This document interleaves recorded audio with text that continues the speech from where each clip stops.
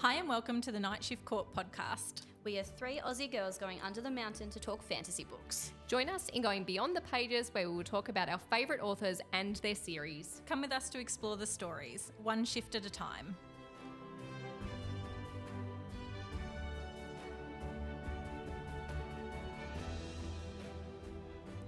Hi ladies. Hello. Hi and welcome back to the Night Shift Court podcast.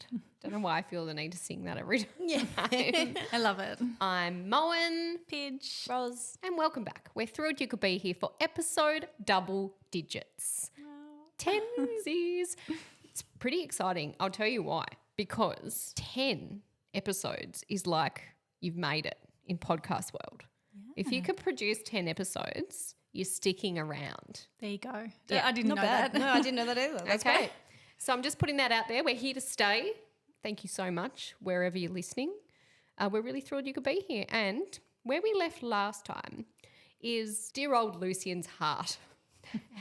Basically every time we meet Lucian, he's got a different dilemma and his life is in somebody else's hands, namely Feyres. Feyre has saved the day by winning the second task and she's been visited by dear Rhys, who, they've had a little moment in the cell and we're just going to flow on into chapters 41 and we're going to stop right before chapter 46.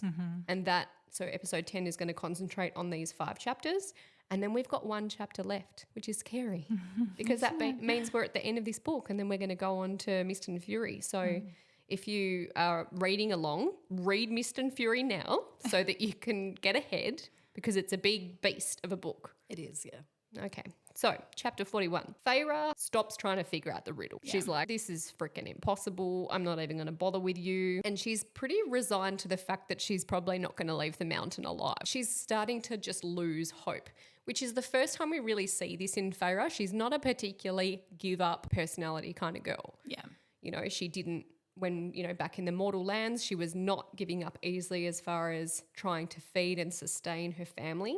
Yeah. She had a lot to live for. And I think she's kind of losing sight of that now. So she's really sort of resigned herself to the fact that she's probably not getting out of this place alive. And at best, she's planning on this notion of spending like decades with Tamlin. So she starts to really actually look forward to getting drunk. Because it's just her way of release. It's something that, you can see she's just given up. She's waiting for greedily drinking and she just wants to set and forget about her impending doom. She is walking into the throne room with Rhys's servants or into a room to get dressed for the night and she hears the Ator and someone are having conversation. And all we really learn about this other person who has what's described as a pig snort in their voice is that it's a representative from the High King of Highburn. And he's not happy with the deal that Amarantha made with Feyre, particularly after her obsession with Durian cost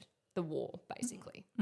So Feyre remembers Alice's notion to never trust her senses, and alone in her cell, Feyre hears strange, beautiful music, which is compelling her to see beautiful flowers, colours, trees, and a palace in the sky. Yep. And she basically breaks down and she remembers like how she feels for Tamlin and that she's fighting for him, and it probably comes at the right time, right? Because she needs to be living for something.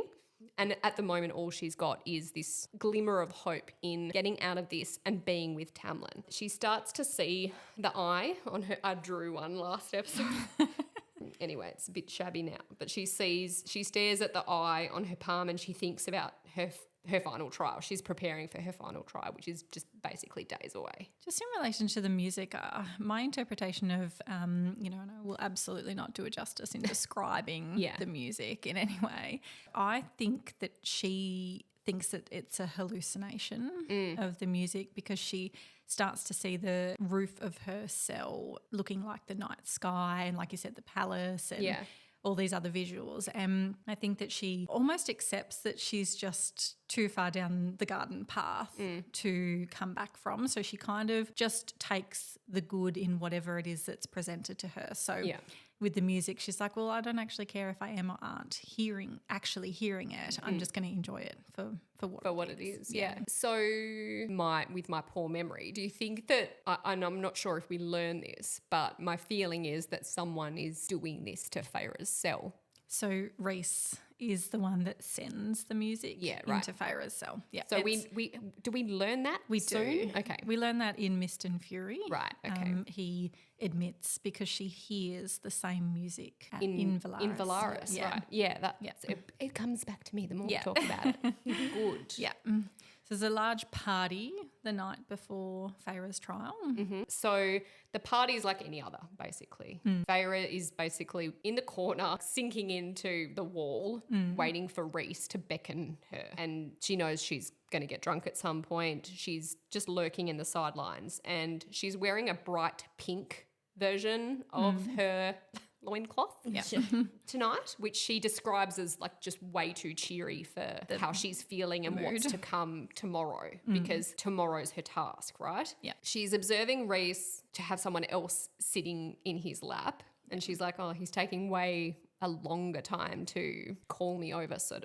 of thing. And she's finding it increasingly difficult to be in Tamlin's presence because he just doesn't acknowledge her existence, and Lucien's barely talking to her at this point. Obviously, they're trying to protect themselves and her, so they're like having nothing much to do with Feyre at this point, and she's Rhys's plaything for all intents and purposes. She is really lonely. She's at this party. She's waiting for Rhys to call her over, and finally she feels Tamlin's presence next to her, and she's so concentrated on Rhys that it doesn't register for a good while, and then she kind of smells his earthiness, as she describes it, basically. Yeah. It reminds me of beetroot. Just dirt. Yeah. Anyway, as we've established, he's not for me. She describes herself next to him as still and unnoticeable as statues, because no one's really paying them any attention. So they're like, and also she's very aware that she doesn't want to draw attention, so she's like keeping it tight. Yeah. He touches her, so he sort of grazes her finger. He does, yeah. And she describes herself as if a fire's kind of been lit within her. Yeah. And it's a tiny shred of attention, and you can think that she's had one trial every full moon. So that's two months now. So it'd be coming up to 3 tomorrow. Yeah. And he has not looked at her or acknowledged her the entire time. So this tiny, she's starting to doubt in her despair his love for her. And if it was real. So this tiny little shred of contact is a huge thing for her. Yeah. It's the first time she's felt this in a very long time. And my theory is that Rhys wants this for her. Rhys wants, and that's why he's leaving her alone, because he is sure that if Tamlin's going to approach her, it's going to be before the third task. Yeah. And the theory behind this is because Rhys knows she needs a fire to succeed tomorrow. She needs to be fired up. She needs to know her why. Yeah. And her why, despite Rhys's best interest, is Tamlin. Yeah. So he is fueling this. So he's like, okay, I'm going to leave her alone. I'm going to see what happens. And sure enough, Tamlin drifts over and stakes his claim, so to speak. Yeah. Well, they disappear. Yeah, they disappear. So they off they go, and they're in a hallway. They excuse themselves and they think no one's paying attention, but obviously Rhys sees frickin' everything, so he knows they've gone. But they've slammed into each other. They are hot and heavy, and this is so unrelatable for me because I feel like there would be passion, but I don't think he'd be trying to fuck in the corner. Yeah. But they also think it could be their last night. Yeah, but it's so... I feel like Tamlin cares about her more than to do this. Yeah. Yeah. It does seem a little bit of a weird behaviour. It's too animal for the type of desperation. Like you would think that they would have like a beautiful embrace and whatever, but it gets really like he's getting his pants off and it gets really into it, and they're actually gonna have sex in the corridor. Yeah. But as we learn, Rhys bursts in on them, and the comment is shameful. Yeah. See, Which it kind of is. It is. I still disagree with you guys. Do you? Yeah, I think that it makes sense. Fair, okay. That's just my opinion. Yep, thank you. You can have it. What I really love about Rhys in this particular scene is that he doesn't come in through the same door that they came in from. He actually appears further down the hallway as if he'd come from the other end or from an unknown passage or pathway into that hallway, which is such a Rhys thing to do, not to just like open the door and say, oh, shameful. Do you think he was watching for a little bit? Yeah. Do you reckon? Oh, maybe. I wonder how he felt. I haven't actually thought about that. No, neither. Sad. Because he hides it well. Yeah. Because he's just this arrogant, Yeah. you know, nothing bothers me kind of dude. Yeah. But I reckon he would have been quite about it. I can't imagine him ever doing that. Can't you? I think he'd I come don't on. know. Rhys bursts in on them. Tamlin does exactly what Rhys instructs him to do, which is get your shit together, get dressed. Yeah. What the frick are you guys doing? Yeah. And he's like, tidy yourself up before Amarantha can see you. Yeah. And Amarantha isn't far away. But Tamlin takes this opportunity to tell Feyre that he loves her. She doesn't say it back. No. Again. Feyre. Which, you know, obviously it's not going to do much now, but you would think that you would. Yeah. You think you would have learnt a lesson. I know. Just tell someone you love them when you have the opportunity. Anyhow, Yeah. Rhys does Tamlin a huge favour Yeah. because obviously Feyre is covered in paint. Naturally, you get paint all over you when you're hot and heavy in the corridor, and Tamlin's covered, right? So Rhys just fixes that, and Tamlin goes back to looking pristine.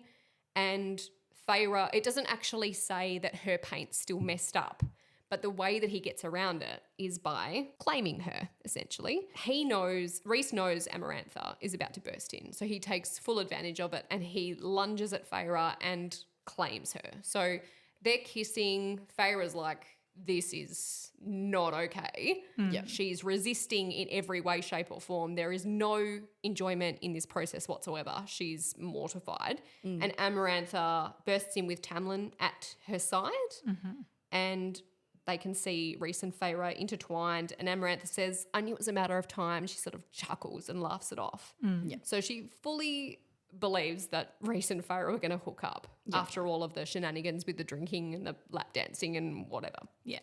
So Feyre's just dying a little inside while Tamlin's looking at her with this stone face, essentially, as per his MO whilst he's under the mountain. He's not reactive. Yeah. And Feyre's hoping that he realises that this is just either Rhys or out of necessity to survive. The smudges of paint mysteriously appear all over Rhys's hands where Tamlin had previously smudged all over Feyre's body. So Rhys is covering this up very, very well. And Rhys drags her back to the throne room and then he dismisses Feyre. He's like, I'm sick of you tonight. Back to your cell. Yeah. And so to your room. she gets a gimme, right? Which is great because she's probably so soul destroyed at this point. Like she's had this, you know, tiny little glimmer of hope of her love, and then it's been ripped away, and then she's been assaulted. Yeah. And so she's back in her cell. A short while later, Rhys appears in Feyre's cell, admitting that he just needs some space to escape. So he's obviously very troubled. Like he's wearing this burden.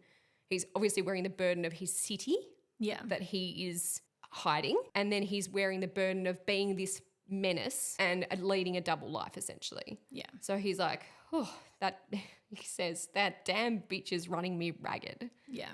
And she is. Amarantha has Rhys doing so many things other than just bedding her. So they have a pretty short, sharp conversation that enables Feyre to be truly aware that everything Rhys does is really calculated.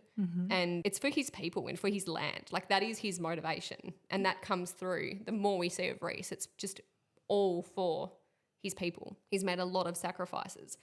And Feyre's starting to quiz Rhys about, you know, why has she picked you to torment Tamlin with, and why you her whore sort of thing. Yeah. And it's because Rhys's father killed Tamlin's father and brothers. And Amarantha and Tamlin's father. They were tight. Yeah.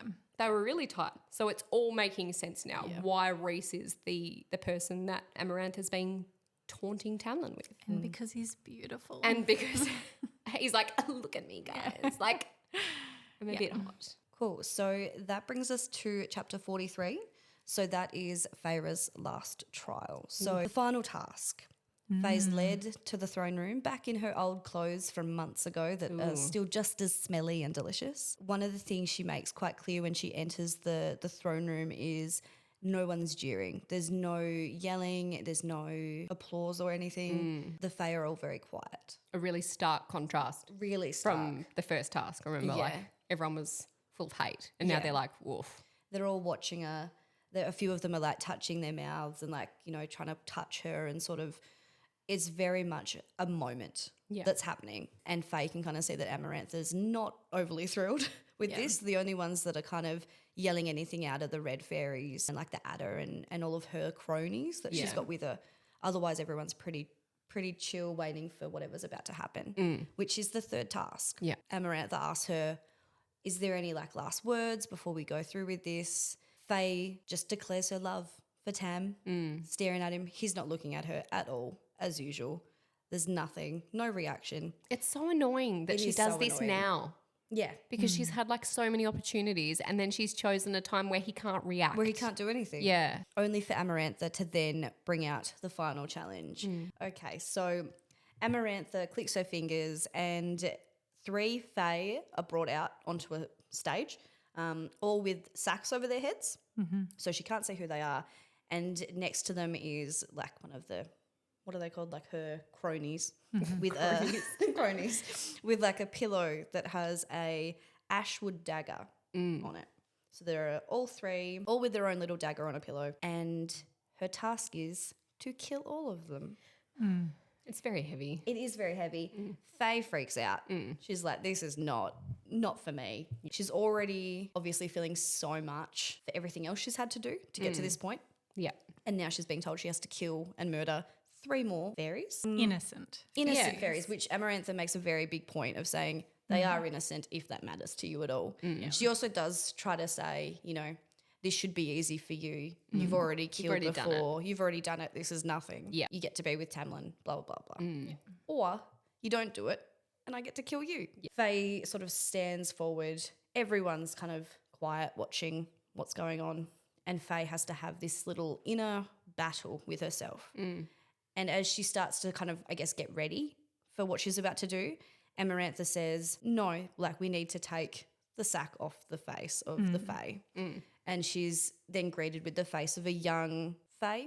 Don't really know how old that would be amongst the Fae.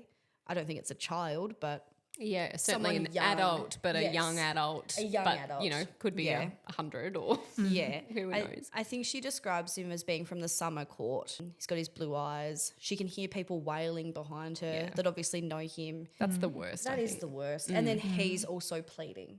He's saying, don't kill me, please. And she's having this horrible internal monologue of making a decision that she is trying to make the best for everyone. And unfortunately, that it means getting 3 other people have to die for the sake of the entirety of Perithian, which is horrific to be on your shoulders. She's trying to rationalise, like it's, yes, she's doing it for her, to save her, to be with Tam. Yeah. But it's essentially to like end Amarantha too. Like she is trying to weaken Amarantha. Like it's going to gain so much hate from the people in the room, but also they can kind of justify it too because everyone else has had enough of her shit basically. It's in between a rock and a hard Oh, place. it really is. So There's hard. no right choice. No, there really isn't. And so Feyre does the unthinkable and she stabs him in the heart and he cries out, falls to the ground. Quickly. She then moves on to the second fairy. The sack has been taken off her head and she's already started reciting their prayer. So she's saying things like, Cauldron, save me, Mother, hold me. And Faye's having this massive internal battle. She's really not wanting to stab this lady. She's struggling to even grab the dagger. However, as she looks into the Faye's eyes, she can kind of see that this woman's pleading with her to just do it quickly. Get it over and done with. And so finally Faye does. She stabs her in the heart and it's up to the third Faye. And she takes a moment to glance over at Amarantha, who's still smiling gleefully. And she can kind of see Rhys, he's winnowed in to be closer, to be able to see better. Yeah. And he's staring at Amarantha because everyone's still a bit confused why she's so okay and why she thinks... Because Feyre's so close. Because Feyre's so close. She's got one more and she's already done it twice. Why wouldn't she be able to do it a third time? Yeah. And that's when they take the sack off the third fairy's face. And it's Tam Tam. Obviously, shock horror. I was shocked when I was first shocked, read it. yeah. I wasn't expecting it. I wasn't expecting it either, thinking back to the first time that I listened and read. And it was certainly one of those moments that you're like, fuck you to the author. Yes. Yeah. Yeah. How One of those dare times you? where it's like, why have you done this to me? Yeah. Yep. Yeah. So Faye is obviously heartbroken. She swings around, stares at Amarantha, who's smiling at her like wickedly. She looks at Rhys, who's gone absolutely pale. She's just sort of stuttering. Amarantha is, going at her, you have to do this, or the option is you don't and I get to kill you. And this is where Faye continues her inner monologue of absolute despair. However, she's trying to work it out. She's trying to think about it because Amarantha doesn't want Tamlin to die. So she knows that either Amarantha knows she won't kill him or there's got to be something else. There's got to be an out here somewhere. And she's racking her brain and she's thinking about everything that's happened. And she's thinking about Alice and everything Alice told her, that everything wasn't as it seemed. Mm-hmm. And the fact that there's still parts of the curse that she can't be told. And as she's doing this, she's thinking back to all the times that Tamlin or Lucien have told her something without telling her something. So she's thinking back to the times when she was sort of spying and thinking maybe they were letting her do that a bit. Yeah. They wanted her to hear that. Doors being left open when Tamlin told her to hide from the Atta, but then led the Atta straight past her when they were having a conversation. And the main points that she gets from this are a couple of sentences from Lucien, who said, for someone with a heart of stone, certainly it is soft these days. And the Atta says, as he walks past her, though you have a heart of stone, Tamlin, you certainly keep a host of fear inside of it. And so the wheels are turning in Faye's head. She's really sure that Amarantha doesn't want Tamlin to die. And so she takes the dagger and she really, really fucking hopes. And then she stabs him right in the heart. She does. She does. It's such a hectic sentence because that's where the paragraph ends. It's a lot to gamble on so much. Just a few sentences and a few left open doors and situations. And she's under a very tight time pressure as well. So it's a huge gamble to take to decide to stab him. Yeah. And I think something that I just missed to say there was the times when she's been with him, she hasn't felt his heartbeat. And so I guess, like you said, though, it's such a massive gamble to take and to, stab him right in his heart. Yeah. God, honestly, I thought when the first time I read it, I thought that was it for Tamlin. I honestly thought, that was it. That's it. Yeah, I really did. Done. I was like, well, okay, what's to come? Yeah, like where do you go from there? Actually gives me anxiety. Yeah, rereading it was very stressful. Reading these last few chapters and the next 2 or 3 was actually really difficult as it's such a dark part of the book that I don't think we've seen before. We've certainly seen some dark stuff, but I think it sort of has really ramped up, and I did struggle to reread and to actually write my notes about this. Yeah. It's interesting because I feel the complete opposite. Not in the sense that it wasn't hard to read. It was hard to read, but it's just so exciting. It is exciting. It's very page turner. It is 100%. And anyone who's read, I would hazard that there's not many people putting the book down for these from this point onwards because you need to know what happens. Yeah. There's not a single person who's put the book down at the end of that chapter. Well, I've done my quota of chapters. I will now go to bed. Yeah. If it's 2 a.m. and you'll be turning that page, you're like, fuck. Yeah.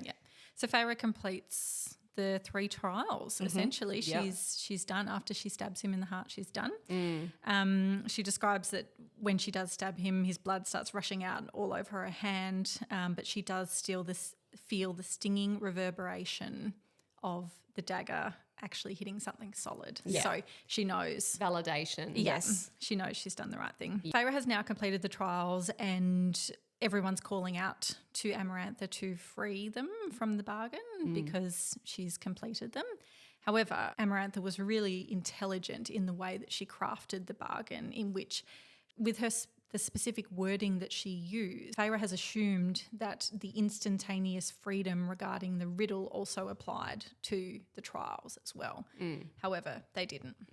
She did question it at a point there, remember, like back when she was first engaging in the bargain, how like specific Amarantha was in her wording of instantaneously in regards to the riddle, but not being as specific in regards to the tasks. Yeah. So, yeah. Yeah, she did question it. I just don't think she was in any place of authority to change it. That's once right. It was already sort of She's over and done done. with. Yeah. Yeah. So Amarantha is absolutely enraged that a illiterate, young, stupid human has been able to best her in the bargain that she has spent the last 49 years involved in, that she made up, and that comes from the hatred of the killing of her sister. Yeah. So she's absolutely enraged, and she tells Feyre that she's going to kill her. Yep. So she uses her magic to begin with to pick Feyre up and then throw her down back onto the marble floor. Feyre describes a lot of her bones breaking and, you know, this really awful scenery around the pain that she feels from being ripped apart from the inside out. And this is just Amarantha using her magic on her. She describes each of her ribs being cracked, her spine being bent out of shape, all these awful sorts of things. Amongst this, she hears someone calling her name. So she looks out and she can see that it's Rhys who's calling her name. Rhys goes over to Tamlin and actually picks up the dagger that Feyre used to stab him in the heart and lunges at Amarantha in an attempt to kill her while she's distracted, torturing Feyre. Amarantha doesn't even look at Rhys. She just waves her hand and her magic takes care of him, pinning him up against the wall. And again, using her magic to continuously smash his head and body into the wall.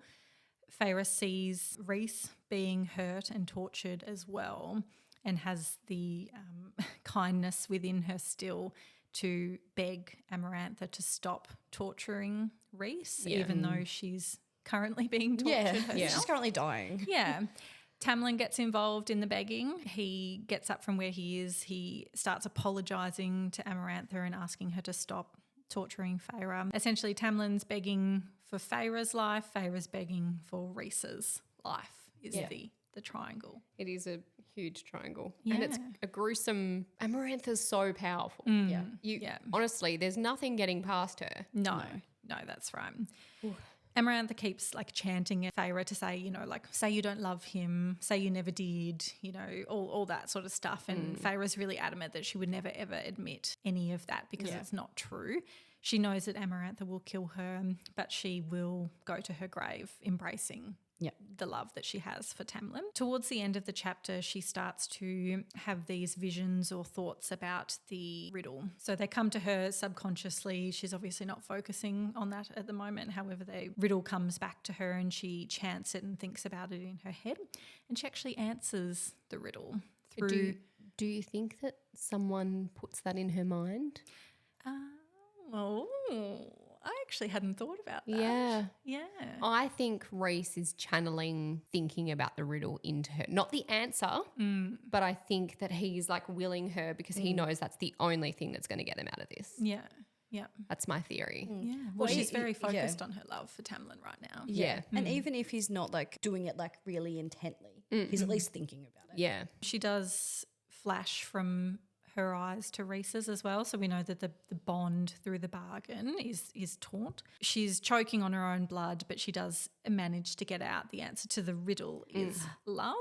Oh. Yeah, and then describes her death as something forever cracked in my spine. Yeah. Which is a hectic way of putting it. So we're now at chapter 45. Faye has just died, and this chapter opens up with the spell and curse being broken, but Feyre can see only through someone else's eyes. We're not told who to begin with, but basically Feyre sees Tam receive his power back. There's an explosion of golden light and he just goes absolutely feral on Amarantha. I think there's a moment where she manages to get the word please out.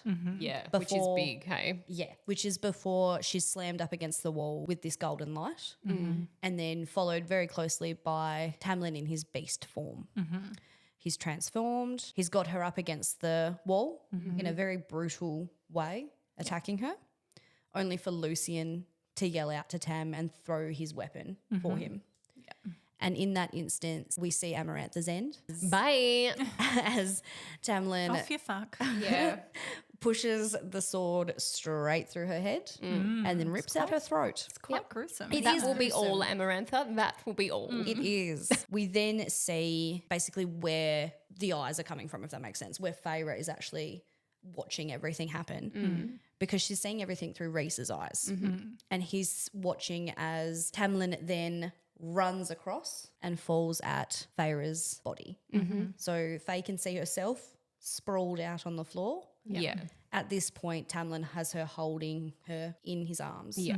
And Lucien's by his side, crying with his one good eye. And a lot of the other Fae are standing around watching this horrible scene unfold because this young girl has just defeated Amarantha and given them their freedom. Yeah. And now she's dead. Yes. And Curse breaker. everyone's crying. And at this point, we have Lucien's father. Which is an unusual... Which is a very unusual... the more I think about this, the more it confuses me. But Lucien's father... He is the oldest. He is the oldest, but he's still not a nice person. Yes, he is the meanest. He is the meanest, yeah. He steps forward and he drops a glittering spark Right. that just falls upon Feyre. Yeah. Right onto her chest. And as he does that, the other High Lords all step forward and they do the same thing. Yeah, they they all all do drop the glittering sparkle onto her chest. Yep. Now, Rhys walks up. Faye can obviously see it in his eyes. And he says, "For what she gave, we bestow what our predecessors have granted to a few before." The light from him drops onto Feyre. And then he looks at Tamlin and says, "This makes us even." Oof. Yeah. I got goosebumps. Yeah. It's a brutal... I really like the line from Rhys. Yeah. Like the idea that that's like all their predecessors are giving her this thing. Yeah.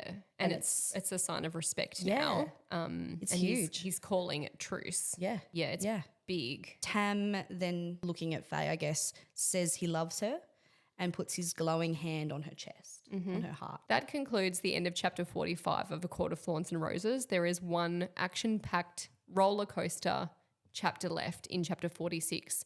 And then we're going to wrap up next week with talking about that chapter plus our thoughts and conclusions to this book as a whole.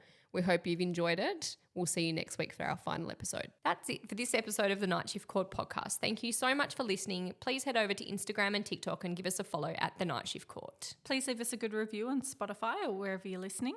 And if you'd like to reach out, you can contact us at thenightshiftcourt@gmail.com. This shift is over. Blessed be the fruit. I hope the night is kind.